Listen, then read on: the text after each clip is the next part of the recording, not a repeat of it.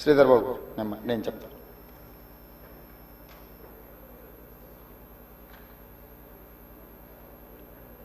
చాలామంది సభ్యులు మూసీ నది పునరుద్ధరణకు సంబంధించి ప్రశ్నలు అడగడం, సూచనలు చేయడం, ప్రభుత్వం వైపు నుంచి వివరణ కోరడం జరిగింది. మా సహచార మంత్రివర్గ సభ్యులు వీలైనంత మేరకు వాటికి సంబంధించిన సమాచారాన్ని అందించే ప్రయత్నం చేసిండ్రు. శ్రీధర్ బాబు గారు అందించిన సమాచారానికి అదనంగా కొంత ఇలాంటి శాఖ నేనే ప్రత్యక్షంగా నిర్వహిస్తున్నా. చాలా సందర్భాలలో ఈ సమీక్షలో కానీ కన్సల్టెంట్స్తో కానీ అధికారులతో కొన్ని నెలల తరబడి సమీక్షలో నేను ఉన్నా కాబట్టి నాకు కొంత అదనపు సమాచారం తెలుసు. ఈ సమాచారాన్ని సభ ముందు సభ్యులకు వివరించడం బాధ్యతగా భావించి తమ దగ్గర సమయం తీసుకొని ఈ వివరాలను సభ ముందు పెట్టే ప్రయత్నం చేస్తున్న అధ్యక్ష, మూసీ నది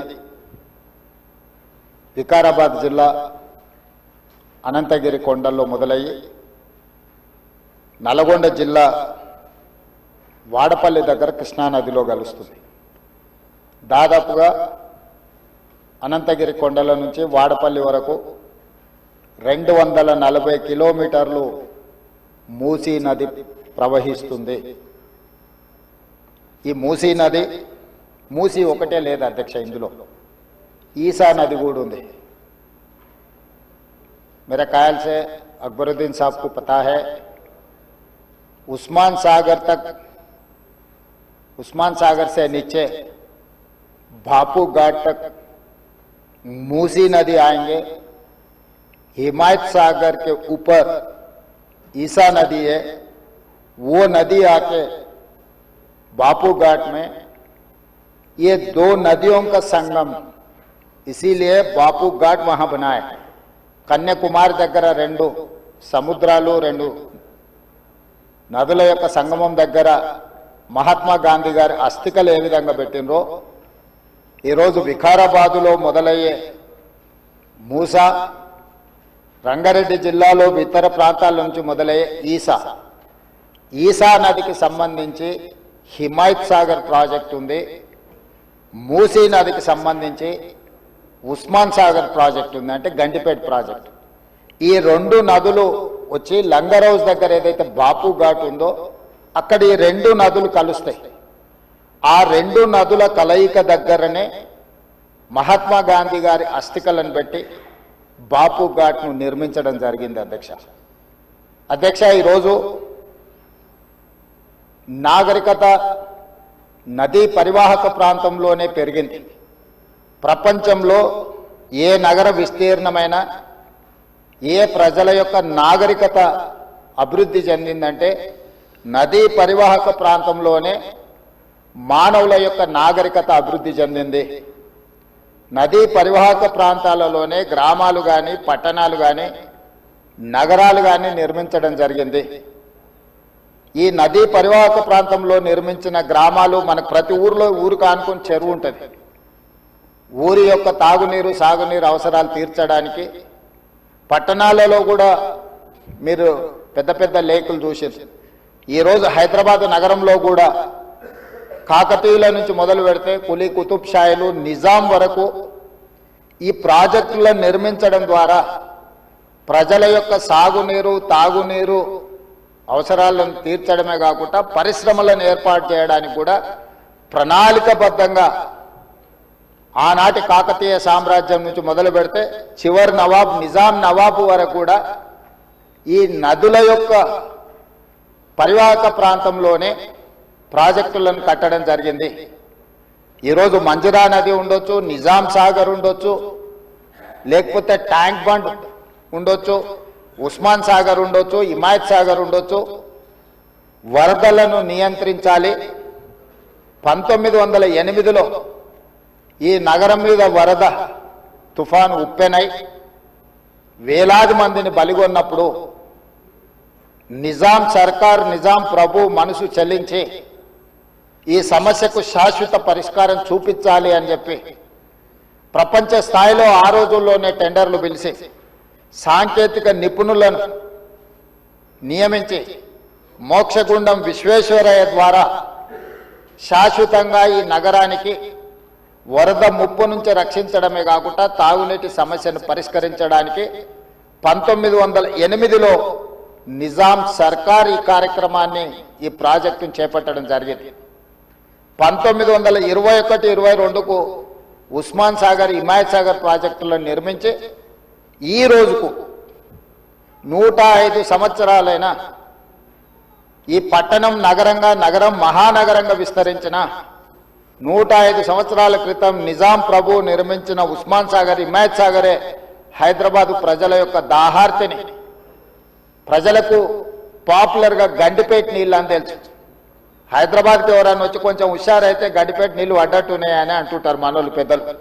అంటే గండిపేట నీళ్ళలో వికారాబాద్ నుంచి వచ్చే నీళ్ళల్లో ఒక గొప్ప మహత్వం ఉంది. వికారాబాద్ అడవి ఏదో పిచ్చి మొక్కలతో మొలిచిన అడవి కాదు అధ్యక్ష, వనమూలికలతో కూడుకున్న అడవి. వఖారాబాద్ కా హవా లాఖోం కా దవా, అంతేనా అధ్యక్ష? లాఖోం మరీదోం కా దవా. టీబీ వచ్చిన వాళ్ళని తీసుకెళ్లి వికారాబాదులో వదిలేస్తే అక్కడ 3 నెలలు ఉంటే నేచరే వాళ్ళని క్యూర్ చేసే విధంగా, అంటే నిజాం వికారాబాద్ అడవులను పిచ్చి మొక్కలతో కాకుండా వనమూలికలతో కూడుకున్న చెట్లను నాటి వాటిని పెంచడం వల్ల వికారాబాదులో టెంపరేచర్స్ తక్కువ ఉంటాయి అధ్యక్ష. హైదరాబాదులో ఈ చుట్టుముట్టుతుండే టెంపరేచర్ కంటే 2-3 డిగ్రీలు వికారాబాద్ అనంతగిరి కొండల్లో టెంపరేచర్ తక్కువ ఉంటుంది. అక్కడ గాలి, అక్కడి నీరు చాలా గొప్ప వనమూలికలతో కూడుకున్నది. ఆ నీళ్ళే గండిపేటకు వచ్చి ఆ గండిపేట నీళ్ళే హైదరాబాద్ నగరానికి ప్రజలకు తాగడానికి ఇవ్వడం ద్వారా మన ఆరోగ్యాన్ని కాపాడడం కాకుండా మనకు తెలివితేటలను కూడా మెరుగుపరచుకోవడానికి నిజాం సర్కార్ ఇవన్నీ ఏర్పాటు చేసింది అధ్యక్ష. కాలక్రమేణా స్వతంత్రం వచ్చింది, సాంకేతిక నైపుణ్యం పెరిగింది. సాంకేతిక నైపుణ్యంతో నగరాలు అభివృద్ధి చెంది జలవనరులను కాపాడుకోవాల్సిన మనము ఆ దిశగా ప్రయాణం చేయలే అధ్యక్ష. శాశ్వత సమస్యల్ని పరిష్కరించి మన ఆరోగ్యాన్ని కాపాడే జలవనరులను కలుషితం చేయడమే కాకుండా కబ్జాలు పెట్టి ఫామ్ హౌజులు కట్టి ఫామ్ హౌజ్లో డ్రైనేజ్ లైన్లు తీసుకెళ్లి ఈ గండిపేట హిమాయత్ సాగర్ కలిపిండ్రు అధ్యక్ష. ఆగర్భ శ్రీమంతులు కట్టుకున్న ఫామ్ హౌజుల్లో ఉన్న డ్రైనేజ్ కనెక్షన్స్ తీసుకెళ్లి గండిపేటకు హిమాయత్ సాగర్కు కనెక్ట్ చేస్తే వాళ్ళ మీద ఉక్కుపాదం మోపి అన్నిటిని కూలగొట్టి లక్షలాది నగరంలో ప్రజలు తాగే నీళ్లను కలుషితం చేస్తే ఎవరిని క్షమించమని చెప్పి మా ప్రభుత్వం వచ్చిన తర్వాత కఠినమైన చర్యలు తీసుకున్నది అధ్యక్ష. దాని మీద ఎన్నో విమర్శలు వచ్చినాయి. జన్వాడలో ఫామ్ హౌజులు, మొయినాబాద్లో ఫామ్ హౌజులు కట్టుకున్న వాళ్ళు నా మీద దాడి చేసిరు. లక్షల కోట్ల రూపాయలు సోషల్ మీడియాలో ఖర్చులు పెట్టి బద్నాం చేసే ప్రయత్నం చేసిరు. అయినా మా సంకల్పం మంచిది, పేద ప్రజలకు మేలు జరగాలన్న ఆలోచనతో ఎన్ని విమర్శలు వచ్చినా వెనక్కి తగ్గకుండా 100% ఆ కార్యక్రమాన్ని ముందు తీసుకెళ్లే ప్రయత్నం చేసి, అదేవిధంగా మాకు వచ్చిన అవకాశాలలో ప్రపంచంలో చాలా దేశాలు తిరిగినాం అధ్యక్ష. చాలా దేశాలను చూసినాం. అభివృద్ధి చెందిన ప్రతి దేశంలో ఒక నదీ పరివాహక ప్రాంతాన్ని అభివృద్ధి చేయడమే కాకుండా వ్యాపార కేంద్రాలుగా మార్చారు. ఈరోజు న్యూయార్క్, న్యూజెర్సీ మధ్యలో హడ్సన్ రివర్, లేకపోతే లండన్లో థేమ్ రివర్. నేనే మంత్రులనే కాకుండా మిత్రులు అక్బరుద్దీన్ ఓవైసీ గారితో కూడా కలిసి మేము లండన్లో ఆ ప్రాజెక్టును పరిశీలించడం జరిగింది. జపాన్లో చూడడం జరిగింది, సౌత్ కొరియాలో చూడడం జరిగింది, సింగపూర్ లాంటి నూతనంగా అభివృద్ధి చెందిన దేశాలను మనం పర్యటించడం జరిగింది. జర్మన్ లాంటి దేశాలు తమరు కూడా కౌన్సిల్ చైర్పర్సన్ సుఖేందర్ రెడ్డి గారు కూడా వెళ్ళి మీరు చూసి వచ్చి మీరు కూడా నాతోని మీ అనుభవాలను కొంత నాకు వివరించడం జరిగింది. అంటే ప్రపంచ స్థాయి గుర్తింపు పొందిన నగరాలలో నదీ పరివాహక ప్రాంతాలను కాపాడుకోవడమే కాకుండా ప్రక్షాళన చేయడమే కాకుండా వ్యాపార కేంద్రాలుగా మార్చి ఆ రాష్ట్రము, ఆ దేశం యొక్క ఆర్థిక వ్యవస్థను బలోపేతం చేసుకోవడానికి ప్రపంచ దేశాలు పోటీ పడుతున్నాయి. ఈరోజు గుజరాత్ అహ్మదాబాద్లో సబర్మతి రివర్ ఫ్రంట్ కట్టుకున్నారు. భారతీయ జనతా పార్టీ నాయకులు ప్రజాప్రతినిధులు గొప్పగా చెప్పుకుంటుంటారు. నరేంద్ర మోడీ గారు, అమిత్ షా గారు గుజరాత్లో సబర్మతి రివర్ ఫ్రంట్ అద్భుతంగా కట్టిరని దాదాపుగా 60,000 ఫ్యామిలీలను అక్కడి నుంచి తరలించింది అధ్యక్ష. 60,000 కుటుంబాలను సబర్మతి రివర్ ఫ్రంట్ అభివృద్ధిలో భాగంగా ఆ సబర్మతి రివర్ కానుకొని ఉన్న పేదలను అందరిని కూడా అక్కడి నుంచి తరలించారు. ఉత్తరప్రదేశ్లో గంగా నది ప్రక్షాళన చేసి అక్కడ రివర్ ఫ్రంట్ కట్టుకున్నారు. ఈ మధ్యకాలంలో ఢిల్లీ ఎన్నికల్లో బీజేపీ యమునా నదిని ప్రక్షాళన చేసి ప్రపంచ స్థాయి నదీ పరివాహక ప్రాంతాన్ని అభివృద్ధి చేస్తామని ఎన్నికల్లో భారతీయ జనతా పార్టీ నరేంద్ర మోడీ గారు చెప్పి ఢిల్లీ ఎన్నికల్లో గెలవడం జరిగింది. ఆ విషయాలను అన్నిటినీ భారతీయ జనతా పార్టీ అద్భుతంగా గొప్ప అభివృద్ధి నమూనాగా మాట్లాడుకొని ఎన్నికల్లో ఎజెండాగా మార్చి చెప్పుకున్నారు అధ్యక్ష. మేము తప్పు పట్టడం లేదు. అభివృద్ధి జరిగినప్పుడు కొంతమందికి ఇబ్బంది జరుగుద్ది. ఆ ఇబ్బంది జరిగిన వాళ్లకు ప్రభుత్వాలు న్యాయం చేయాలి, నష్టపరిహారం ఇవ్వాలి, ప్రత్యామ్నాయం ఏర్పాట్లు చేయాలన్నది మా ఆలోచన. మేము యమునా నదిని వ్యతిరేకించలే, గంగా నదిని వ్యతిరేకించలే, సబర్మతి నది రివర్ ఫ్రంట్ మేము వ్యతిరేకించలే అధ్యక్ష. కాంగ్రెస్ పార్టీ ఆయా రాష్ట్రాలల్లా అక్కడ నివాసం కోల్పోతున్న వాళ్లకు మెరుగైన వసతులు కల్పించండి అని మాత్రమే ప్రభుత్వాలకు సూచన చేసినాం అధ్యక్ష. ఈ రోజు ఈ నేపథ్యంలో ప్రపంచ దేశాల నుంచి మన దేశంలో ఉన్న వివిధ రాష్ట్రాలు, రాష్ట్ర ప్రభుత్వాలు చేపడుతున్న కార్యక్రమాల నుంచి కొంతైనా మనం నేర్చుకోవాల్సిన అవసరం ఉంది అధ్యక్ష.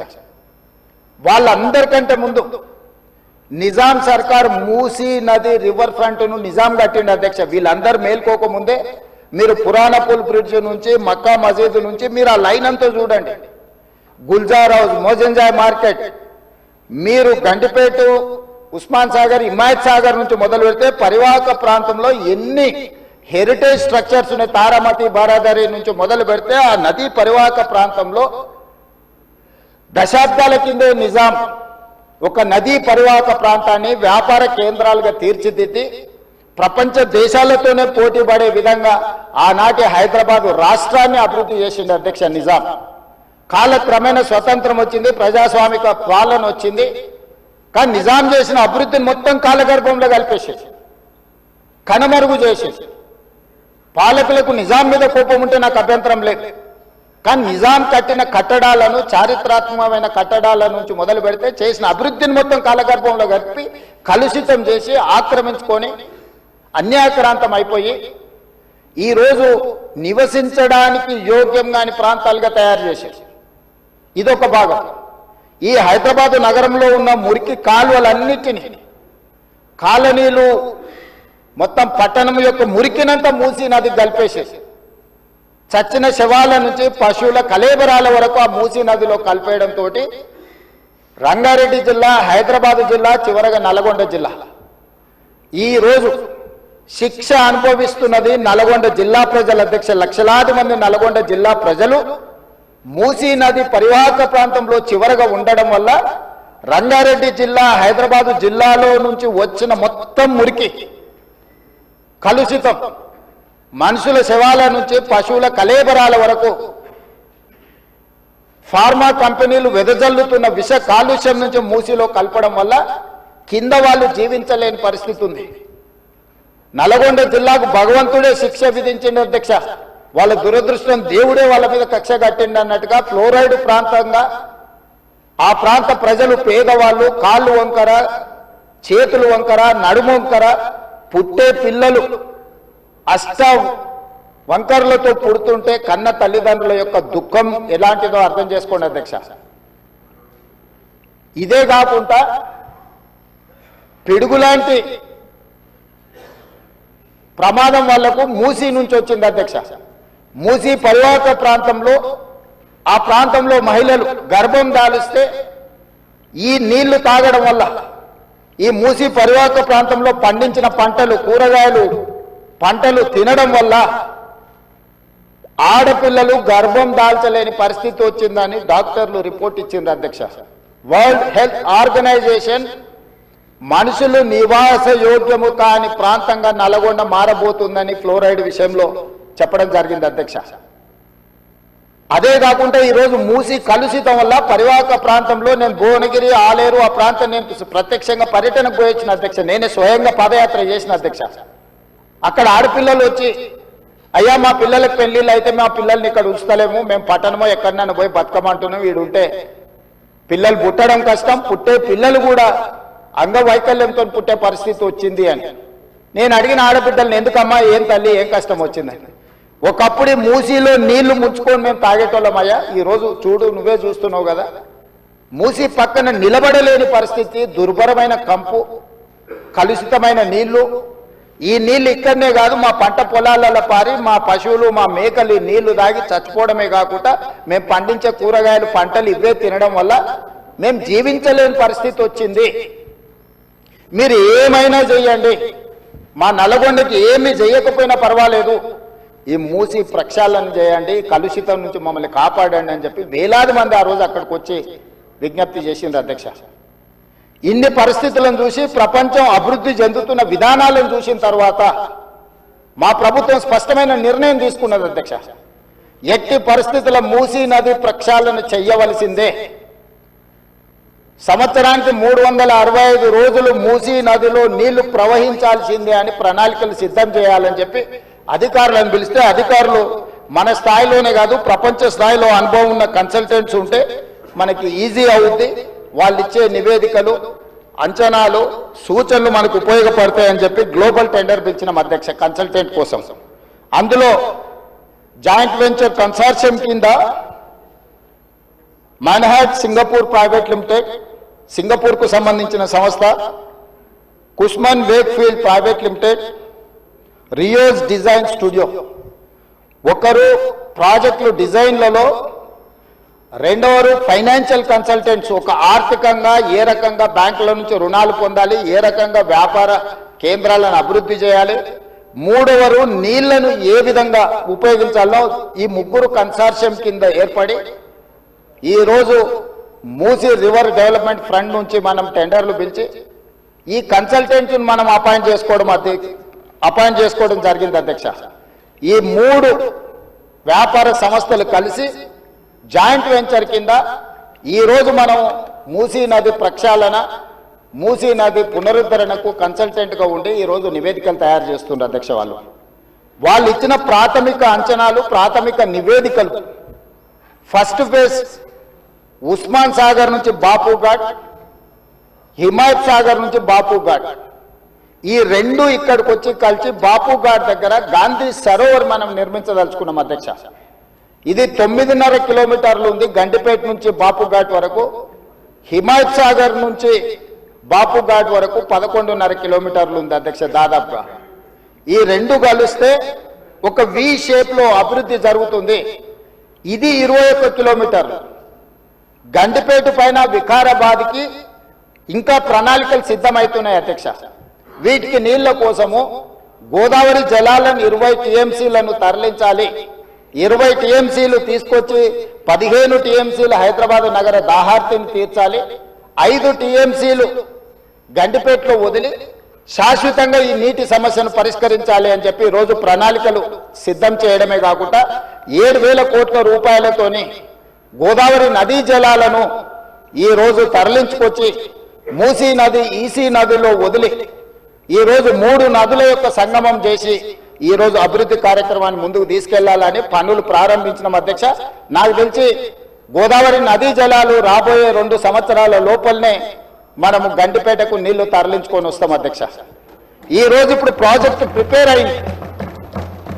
నెక్స్ట్ 3 months లో 31 మార్చి లోపల గండిపేట నుంచి గాంధీ సరోవర్ వరకు, హిమాయత్ సాగర్ నుంచి గాంధీ సరోవర్ వరకు 21 కిలోమీటర్లు కూడా మార్చి 31 లోపల అంచనాలు సిద్ధం చేసి టెండర్లను చేసి first phase of Musi river development front అభివృద్ధి కార్యక్రమాలను ముందుకు తీసుకెళ్లాలనుకున్నాం. ఈ ఫస్ట్ ఫేజ్ కి ఏడీబీ బ్యాంకు 4,100 కోట్ల రూపాయలు మనకు రుణం ఇస్తాం. ఈ ప్రాజెక్టులో విషయం ఉన్నది, ఈ ప్రాజెక్ట్ అవసరం ఉన్నది, అభివృద్ధి చేయడానికి మేము బ్యాంకు రుణాలు ఇస్తామని దీనికి సంబంధించి కేంద్ర ప్రభుత్వం కూడా మనకు అనుమతులు ఇచ్చింది.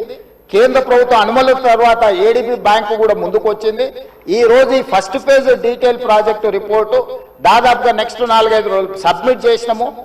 వాళ్ళు కొన్ని క్లారిఫికేషన్స్ అడిగినారు. ఆ క్లారిఫికేషన్స్ నివృత్తి చేస్తే సంక్రాంతి లోపల ఫస్ట్ ఫేజ్ ఆఫ్ ప్రాజెక్ట్ కూడా మనకు క్లారిటీ వస్తుంది అధ్యక్ష. క్లారిటీ వచ్చిన తర్వాత ఎగ్జాక్ట్గా ఎంత జరుగుద్దో, దీని అంచనాలు ఏంది, నీళ్ళు ఏంది, ఏ విధంగా చెక్ డ్యామ్లు కడతాము, ఏ విధంగా నీళ్లు తీసుకొస్తాము. ఈ రోజు ఉత్తి నీటి ప్రవాహమే కాదు అధ్యక్ష, ఈ ప్రాజెక్టు పేరు గండిపేట నుంచి గౌరెల్లి, గండిపేట దగ్గర ప్రారంభమై రామోజీ ఫిలిమ్స్ దగ్గర గౌరెల్లి ఔటర్ రింగ్ రోడ్ కి కనెక్ట్ అవుతుంది అధ్యక్ష. ఇది 55 కిలోమీటర్లు అధ్యక్ష. ఈ 55 కిలోమీటర్లు కూడా ఎలివేటెడ్ కారిడార్. ఈ రోజు ఔటర్ రింగ్ రోడ్ 160 కిలోమీటర్లు ఉంది. మధ్యలో నుంచి మధ్యలోకి పోవాలంటే 80 కిలోమీటర్లు ప్రయాణం చేయాలి. కానీ అదే గండిపేట నుంచి గౌరెల్లి వరకు మీరు ఎలివేటెడ్ కారిడార్ వేస్తే 55 కిలోమీటర్లలోనే మనం ఇక్కడ నుంచి అక్కడికి ప్రయాణం చేయడానికి అవకాశం ఉంది అధ్యక్ష.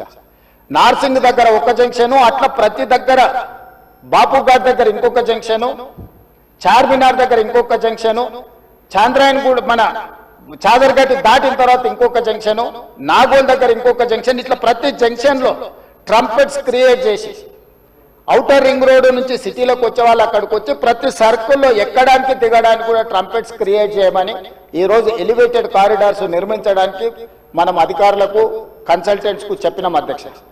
ఈ ప్రాజెక్టులో భాగంగానే మిరాలం ట్యాంకులో వచ్చే నీళ్లు కూడా మిరాలం ట్యాంక్ నుంచి జవహర్లాల్ నెహ్రూ జువాలజికల్ పార్క్ నుంచి ఆ నీళ్లు వచ్చేసి మూసీలో కలుస్తాయి అధ్యక్ష. It is connected to Musi only. So ఆ ప్రాజెక్టు కూడా అక్బరుద్దీన్ ఓవైసీ గారు, నేను ముఖ్యమంత్రిగా మొదటిసారి చాంద్రాయన్ గుట్ట పర్యటనకు పోయినప్పుడు అసదుద్దీన్ ఓవైసీ గారు ఇద్దరు మిరాలం ట్యాంకును ఒక పర్యాటక కేంద్రంగా బ్రహ్మాండంగా అభివృద్ధి చేయాలి, ట్యాంక్ బండ్ అక్కడ ఉండు కాదు, మాకు ఈ ఓల్డ్ సిటీలో ఒక మిరాలం ట్యాంక్ ని అభివృద్ధి చేయాలి, జూ పార్క్ ఉన్నది పక్కన మిరాలం ట్యాంక్ ఉంది 450 ఎకరాలలో, మీరు చేయాలంటే దాన్ని కంప్లీట్ గా ఈ కన్సల్టెంట్స్ కి ఇచ్చి ప్రపంచ స్థాయిలో అక్కడ ఒక అభివృద్ధి పర్యాటక కేంద్రంగా మార్చాలని చేసి ఈ రోజు 450 కోట్ల రూపాయలతోనే మిరాలం ట్యాంక్ మీద బ్రిడ్జ్ కట్టడమే కాకుండా ఆ ప్రాంతాన్ని అభివృద్ధి చేయడానికి టెండర్ పిలిచి పనులు జరుగుతున్నాయి అధ్యక్ష. రాబోయే 2 సంవత్సరాలలో ఆ ప్రాజెక్టు కూడా పూర్తి చేస్తాం అధ్యక్ష. ఓల్డ్ సిటీ అని నెగ్లెక్ట్ చేయలేదు అధ్యక్ష. నేను చెప్పిన అది ఓల్డ్ సిటీ కాదు, అది ఒరిజినల్ సిటీ. ఒరిజినల్ సిటీని రివైవ్ చేసి ప్రపంచంలోనే ఒక గొప్ప నగరంగా మా హైదరాబాద్ నగరం అని చెప్పుకునే విధంగా అభివృద్ధి చేస్తామని చెప్పి మాట ఇవ్వడం జరిగింది. దాంట్లో భాగంగానే ఈరోజు గౌలిగూడ దగ్గర వదిలేసిన మెట్రోను ఈ రోజు చాంద్రాయన్ గుట్ట వరకు పొడిగిస్తున్నాం అధ్యక్ష. ల్యాండ్ ఎక్వేషన్ జరుగుతుంది. అక్బరుద్దీన్ ఓవైసీ గారే మలక్పేట ఎమ్మెల్యే గారు ఇక్కడ ఉన్నారు. ఈ రోజు నష్టపరిహారం అడిగినంతగా భూములు కోల్పోయే వాళ్ళకి ఇచ్చి ఈ రోజు మెట్రో పనులు ప్రారంభించిన అధ్యక్ష. మిరాలం ట్యాంక్ ప్రారంభించిన అధ్యక్ష. అదే విధంగా longest flyover PV Narasimha Rao flyover తర్వాత 2వ లాంగెస్ట్ ఫ్లైఓవర్ మన్మోహన్ సింగ్ గారి పేరు మీద ఫ్లైఓవర్ ని జూ పార్క్ దగ్గర మనం ప్రారంభించుకున్నాం అధ్యక్ష. ఓల్డ్ సిటీ నెగ్లెక్ట్ చేయలేదు అధ్యక్ష. అండర్ గ్రౌండ్ డ్రైనేజ్ చంద్రాయన్ గుట్ట ప్రాంతానికి మనం నిధులు ఇచ్చినాం అధ్యక్ష. ఇవన్నీ కూడా పాత నగరాన్ని, ఇది మన తలమానికము, మన యొక్క గొప్ప గౌరవము హైదరాబాద్ నగరం అని చెప్పి ఈ రోజు హైదరాబాద్ నగరం మీద ప్రత్యేకమైన దృష్టి పెట్టి ఈ రోజు కార్యక్రమాలు తీసుకుంటున్నాం అధ్యక్ష. ఇక మళ్ళీ మూసీకి వస్తున్నా అధ్యక్ష. ఈ మూసీని కేవలం మా మిత్రులు పాయల్ శంకర్ గారు అడిగారు, ఇది ఉత్త నీళ్ళే తీసుకొస్తారా, దీన్ని వ్యాపార కేంద్రంగా చేస్తారా? వారేమో ప్రశ్న అడిగారు. కొంతమంది ఏమో Revanth Reddy real estate broker గా మారాడు, రేవంత్ రెడ్డి రియల్ ఎస్టేట్ చేస్తాడని. అధ్యక్ష, రియల్ ఎస్టేట్ ఒక ఇండస్ట్రీని ప్రమోట్ చేసి ఇండస్ట్రీకి అవసరమైన వసతులు కల్పించడం అనేది ప్రభుత్వం యొక్క బాధ్యత. ఈ నగరం రియల్ ఎస్టేట్ విస్తరిస్తే పెట్టుబడులు వస్తాయి, పెట్టుబడులు వస్తే పరిశ్రమలు వస్తాయి, పరిశ్రమలు వస్తే ఉద్యోగ ఉపాధి అవకాశాలు వస్తాయి. ఈ రోజు ఎకానమీని మనం పెంచుకోవాలంటే, ఆర్థిక వ్యవస్థ బలోపేతం కావాలంటే ఆ రోజు కూడా ఇట్లనే మాట్లాడిన డాక్టర్ వైఎస్ రాజశేఖర రెడ్డి గారు, అంతకంటే ముందు నేదురుమల్లి జనార్దన్ రెడ్డి గారు హైటెక్ సిటీకి మొట్టమొదటిసారి ఫౌండేషన్ స్టోన్ వేసినప్పుడు పి జనార్దన్ రెడ్డి గారు పట్టుబట్టి మొట్టమొదట ఫౌండేషన్ స్టోన్ హైటెక్ సిటీకి పడ్డది. పి జనార్దన్ రెడ్డి గారు ఎమ్మెల్యేగా ఉన్నప్పుడు, నేదురుమల్లి జనార్దన్ రెడ్డి ముఖ్యమంత్రి ఉన్నప్పుడు పివి నరసింహారావు గారు వచ్చి మొదట హైటెక్ సిటీకి శిలాఫలకం వేసింది వాళ్ళు. తర్వాత ఆగిపోయింది. ఆ తర్వాత చంద్రబాబు నాయుడు గారు వచ్చిన తర్వాత మళ్ళీ చంద్రబాబు నాయుడు గారు, అటల్ బిహారీ వాజ్పేయి గారు వచ్చి హైటెక్ సిటీ నిర్మాణం చేశారు. ఆ రోజు కూడా ఇదే ఆరోపణలు చేశారు అధ్యక్ష. ప్రభుత్వం రియల్ ఎస్టేట్ వ్యాపారం చేస్తుందా, ప్రభుత్వానికి ఏం పని ఉంది అని. కానీ ఇలా విస్తరించిన నగరం ఎక్కడొచ్చింది అధ్యక్ష? సైబరాబాద్ అని గొప్పగా ఎందుకు చెప్పుకుంటున్నాం? ఐటీ కంపెనీలు, ఫార్మా కంపెనీలు, global capability centres, data centres, ఇవన్నీ ఎక్కడి నుంచి వచ్చినాయి అధ్యక్ష? ఈరోజు ఫైనాన్షియల్ డిస్ట్రిక్ట్, నాలెడ్జ్ పార్క్లో ఎన్ని లక్షల మందికి ఉద్యోగాలు వచ్చినాయి అధ్యక్ష? ఈరోజు విస్తరించే నగరం అర్బనైజేషన్ అవుతుంది అధ్యక్ష. పట్టణ ప్రాంతాలు పెరుగుతున్నాయి, పట్టణీకరణ జరుగుతుంది. ఈరోజు 55% జనాభా పట్టణాలలో నివసిస్తున్నారు అధ్యక్ష. రాబోయే 20-25 ఏళ్లలో 75% మన పట్టణాల యొక్క జనాభా పెరుగుతుంది అధ్యక్ష. కేవలం ఔటర్ రింగ్ రోడ్ ఇన్సైడే 1,34,00,000 మంది ప్రజలు నివసిస్తున్నారు అధ్యక్ష. 3,78,00,000 తెలంగాణ జనాభా ఉంటే ఔటర్ రింగ్ రోడ్ ఇన్సైడ్ మాత్రమే 1,34,00,000 మంది నివసిస్తున్నారు అధ్యక్ష. అంటే ఇక్కడ మోర్ దాన్ 1/3. టోక్యో ఒక సిటీలో తెలంగాణ జనాభా కంటే ఎక్కువ ఉన్నారు అధ్యక్ష. 4 కోట్ల మంది ఒక పట్టణంలో నివసిస్తున్నారు అధ్యక్ష. ఈరోజు ప్రపంచం అంతా పట్టణాల వైపు వేగంగా విస్తరణ జరుగుతుంది. దానికి తగ్గట్టుగా మనం నగరాలను అభివృద్ధి చేసుకోవాలి. అందులో భాగంగానే ఈరోజు వికసిత్ భారత్ ప్రణాళిక ఏంది? ఈరోజు అందుకోసమే మా ఆయన దుఃఖం చూడు, ఆయన బాధ చూడు, కడుపులో విషము ఎట్లా అంటే కడుపు నిండా విషయం. మూసీలో ఉన్న కాలుష్యానికంటే వీళ్ళ కడుపులలో అంతకంటే ఎక్కువ విషం ఉంది అధ్యక్ష. విషం జిమ్ముతున్నారు. మీరు మూసీ కాలుష్యమే ప్రమాదం అనుకుంటున్నారు అధ్యక్ష. ఈ మనుషుల కడుపుల్లో ఉన్న విషయం మూసీ కాలుష్యానికంటే ప్రమాదకరంగా తయారైంది అధ్యక్ష. ఏం నొప్పి అధ్యక్ష? నేను ఎవరినైనా విమర్శించిన అధ్యక్ష? నేను ఈ ప్రభుత్వం ఏం కార్యక్రమాలు చేపట్టబోతుందో సభలో సభ్యులు మాకు తెలవాలని అడిగినారు. పాయల శంకర్ గారు ఏం అడిగినారు అధ్యక్ష? మేము సభ్యులము, ప్రభుత్వం ఏం చేస్తుందో మాకు వివరించండి, మేము కూడా మా చేతనైనా సాయం చేస్తామని మాట్లాడినారు అధ్యక్ష. నేను వివరాలు చెప్పే ప్రయత్నం చేస్తే విషయం ఎందుకు కక్కుతున్నారు అధ్యక్ష? ఈ రోజు క్వశ్చన్ అవర్లో సప్లిమెంటరీ క్వశ్చన్స్ 2 ఉంటాయి. 10 క్వశ్చన్స్ ఉండవు, 10 మందికి ఇయ్యరు. స్పీకర్ గారు అలౌ చేశారు, స్పీకర్ గారు నాకు అనుమతించారు వివరించమని. స్పీకర్ గారి అధ్యక్ష వాళ్ళ ప్రాధాన్యత ఏందో మీకు అర్థమైంది కదా అధ్యక్ష. ఈ చర్చ జరగవద్దు, ఈ నిజాలు ప్రజలకు తెలియవద్దు. విషం కడుపు నిండా విషం. మీరు కళ్ళు చూడండి అధ్యక్ష, అసలు వాళ్ళ కళ్ళలో చూడండి. వాళ్ళ కళ్ళెక్కిన పోలే శక్తి ఉంటే ఆ విషపు కళ్ళతో చూస్తే మొత్తం కాలి బూడిదైపోయేటట్టు చూస్తున్నారు అధ్యక్ష. కప్పిపుచ్చుకోవడానికి అద్దాలు పెట్టుకుంటున్నారు అధ్యక్ష. అద్దాలు పెట్టుకున్నా మీ విషపు చూపులు ప్రజలకు అర్థమవుతాయి. అందుకోసమని నా మాట ఒక్కటే అధ్యక్ష. ఈరోజు తెలంగాణకు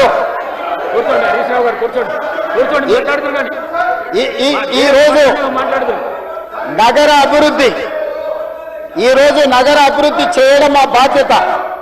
ఈరోజు ఇన్ని మాటలు మాట్లాడుతున్నారు కదా అధ్యక్ష. ఆనాడు కాంగ్రెస్ లో గెలిచిన ఎమ్మెల్యేని తీసుకొని మూసీ రివర్ డెవలప్మెంట్ కార్పొరేషన్ కు చైర్మన్ చేసింది ఎవరు అధ్యక్ష? ఎవరు? ఈ రోజు వివరాలు చెప్తుంటే ఆ నొప్పెందుకు అధ్యక్ష? మీరు అనుమతి ఇచ్చిన తర్వాత వాళ్ళెవరు అధ్యక్ష ప్రశ్నించనికే? వాళ్ళెవరు సభ్యులు? ఈ రోజు అక్బరుద్దీన్ ఓవైసీ గారు, పాయల శంకర్ గారు, లేకపోతే కాలేరు వెంకటేష్ గారు. ఆ కాలేరు వెంకటేష్ గారినైనా చూసి నేర్చుకోండి, కనీసం ఒక అవగాహన వస్తుంది. స్పష్టంగా నేను అంబర్పేట పోయినప్పుడు చెప్పిండు, 100% అంబర్పేట శాసనసభ నియోజకవర్గంలో మేము మూసీ నది ప్రక్షాళనకు సహకరిస్తాము. మా పేదలకు అందరికీ మంచి ఇండ్లు కట్టించండి, మా ప్రభుత్వ కార్యాలయాలు కట్టించండి, మా ప్రాంతాన్ని అభివృద్ధి చేయండి. నేనే ముందు భాగాన నిలబడి మూసీ నది ప్రక్షాళనకు సహకరిస్తానని అంబర్పేట ఎమ్మెల్యే కాలేరు వెంకటేశ్వర గారు ముందుకు వచ్చి బహిరంగంగా మైక్లో చెప్పిండు. నిన్నగాక మొన్న వచ్చి నన్ను కలిసి చెప్పిండు. ఆ పక్కనే ఉప్పల్ ఎమ్మెల్యే లక్ష్మారెడ్డి గారు వచ్చి కలిసి, సార్ మా ప్రాంతాన్ని అభివృద్ధి చేయండి, మూసీ నదిని ప్రక్షాళన చేయడం ద్వారా మా ప్రాంతానికి ఉపయోగపడుతుంది, మీరు చాలా మంచి పని చేస్తారు, మీరు వేగంగా ముందుకు వెళ్ళండి, మా వైపు నుంచి మీకు ఏం సహకారం కావాలని చెప్పి ఆ శాసనసభలో వచ్చి కలిసిరు అధ్యక్ష. ఇవాళ నేను ఒకటే అడుగుతున్నా అధ్యక్ష, ఈ రోజు మూసీ నది ప్రక్షాళన చేసుకుంటే నల్గొండ